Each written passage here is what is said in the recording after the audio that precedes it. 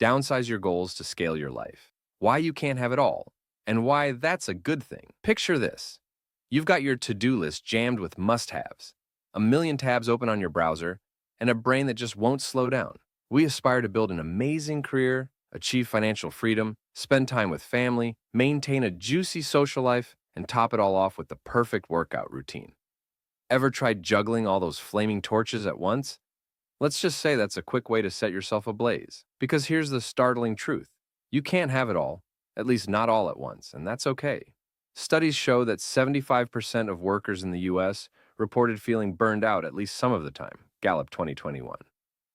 We're overloaded with ambitions and demands, leading to chronic stress and disappointment. The key to breaking free? Recognize that compromise isn't failure, it's freedom. Ask yourself, is a bigger paycheck worth missing family dinners every single night? Where is that sweet spot? Let's explore how embracing sacrifice, prioritizing, and staying vigilant about our choices can actually help us live more fulfilling lives. Chapter 1. Redefining having it all.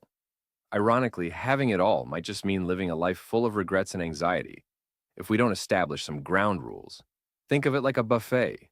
It's tempting to heap every dish onto your plate. But after the first few bites, you're too stuffed to even taste dessert. You aimed for everything and ended up not fully enjoying anything. So, how do we fix this? Focus on what truly feeds your soul. If you're an ambitious entrepreneur, that might mean forgoing a night out to grind on a project.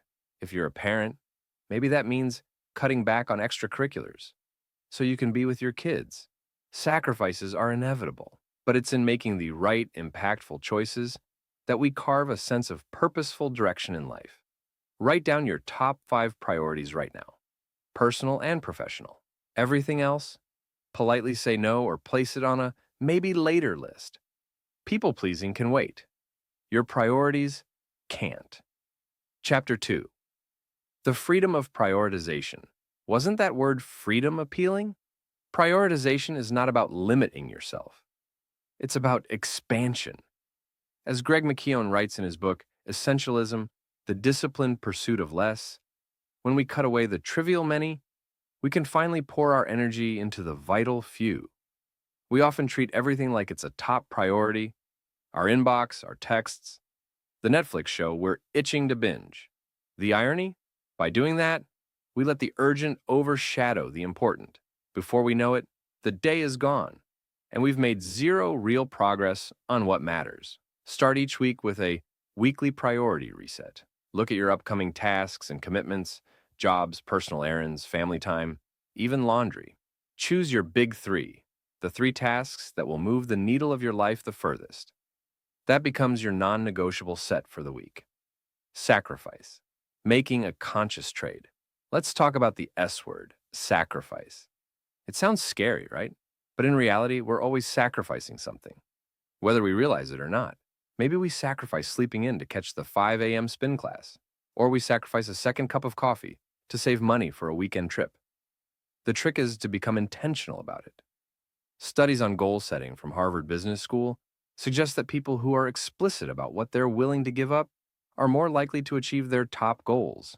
In other words, when you choose your sacrifice, you're actually choosing your success. Be honest. Are you ready to skip the late-night YouTube binge so you can wake up early to chase your dream business idea? Or are you ready to park that dream business idea for a while to focus on your newborn child? There's no right or wrong if your decision aligns with your true priorities. Make a sacrifice list alongside your goals. For each key priority, note 1 or 2 things you're willing to compromise or exchange. This transparency not only lessens guilt, but keeps you aligned with your larger aspirations. Chapter 4. Review, reflect, and reset. We're humans, not robots. Our priorities shift, new goals emerge, and sometimes life surprises us with a curveball that makes us completely rethink everything. That's why you've got to regularly check in. Imagine your life as a ship setting out to sea. You start with a well-planned route, but storms and tides may push you off course. If you don't check your map, you'll end up thousands of miles from your island paradise, maybe drifting around with a parrot on your shoulder. So do routine check-ins. Every month, sit down for an hour of self-review. Ask yourself, Are the priorities I chose still relevant? What worked well? What didn't work and why? What can I adjust moving forward? Record these insights because self-reflection without documentation often fades into oblivion. It's your personal GPS system, helping you re-navigate toward your true north. Chapter 5. Rinse and repeat for lifelong growth.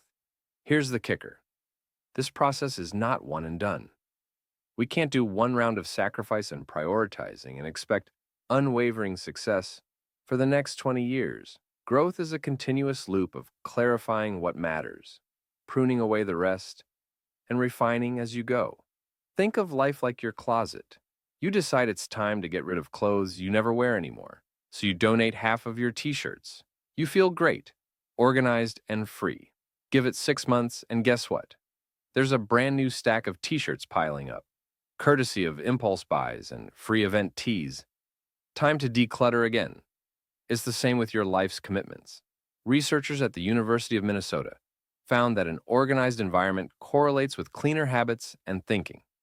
Similarly, a decluttered schedule allows clearer priorities, better results, and less stress. Just keep rinsing and repeating. Set priorities, act, review, refine. Don't beat yourself up if you backslide into old habits, like burying yourself in countless tasks again. The real question is, are you willing to notice the slump and recalibrate? If so, you've already won half the battle. Conclusion. Welcome to a more focused, fulfilling life. In the end, you simply cannot have everything all at once, at least not while remaining physically, emotionally, and mentally healthy. And that's perfectly fine, because every sacrifice you make for something you truly value is a statement of freedom.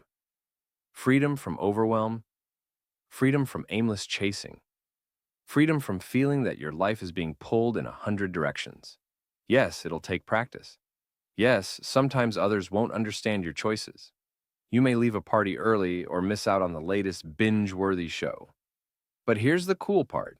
You'll be living on your own terms, aligned with what you honestly care about. So, let's dare to release the illusions and embrace the clarity. Get rid of the fluff, hone in on what matters, and own the results with pride. And if you find yourself veering off track, rinse and repeat, because this journey is never truly finished. This week, pick one major area of your life, be it career, health, or relationships, where you feel stretched thin. Write down the top 2 tasks that truly need your attention and the sacrifices that go along with them. And then commit. Go all in. Accept that you might be temporarily letting go of other demands, but know that by doing this, you're actually letting yourself live a much richer, truer life. You can't have it all, but you can have what counts. And that, my friends, is more than enough.